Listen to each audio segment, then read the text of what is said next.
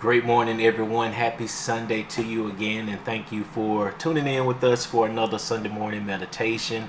Last week we didn't do a video, but this week we're coming back to you, so let's just dive into the Word. The Word reads in Romans chapter 7, verses 22 through 24, and reading from the King James Version, it states, "For I delight in the law of God after the inward man. But I see another law in my members, warring against the law of my mind and bringing me into captivity to the law of sin, which is in my members. O wretched man that I am, who shall deliver me from the body of this death?"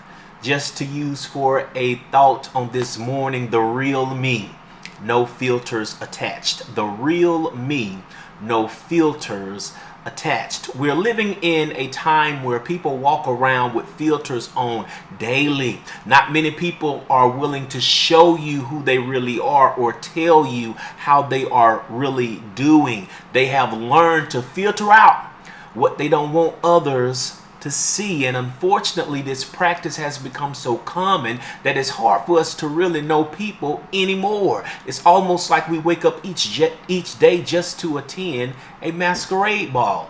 And the sad reality is that many people who live like this are the ones struggling the most behind closed doors. And to make matters most, many have convinced themselves that yes, this is the right way to live. This is in fact how I should be living. But Paul, in his letter to the Romans, became completely vulnerable to them. He gives them the raw truth of himself. No filters, no mask, nothing hidden.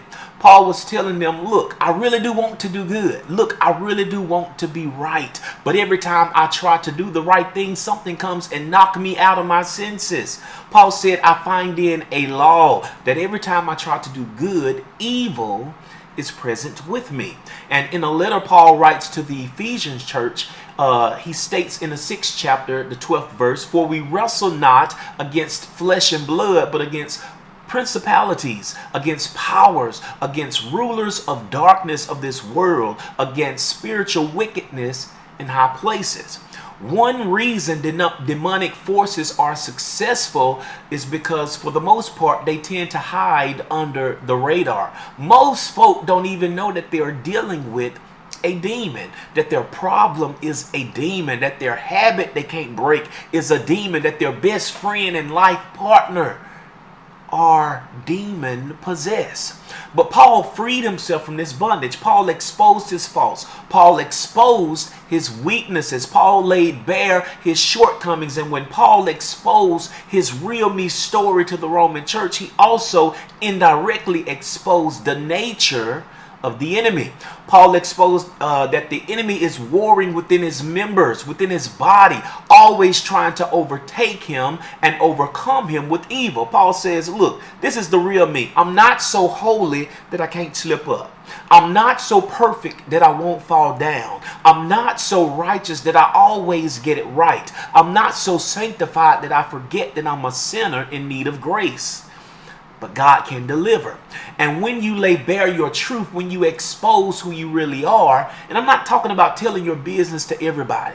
I'm talking about exposing yourself to yourself. Open up. Expose yourself to yourself. And when you open up and come to terms with how limited you are in this mortal body and open yourself up for God to come in, you'll start to see changes in your life. Life isn't a competition. All right.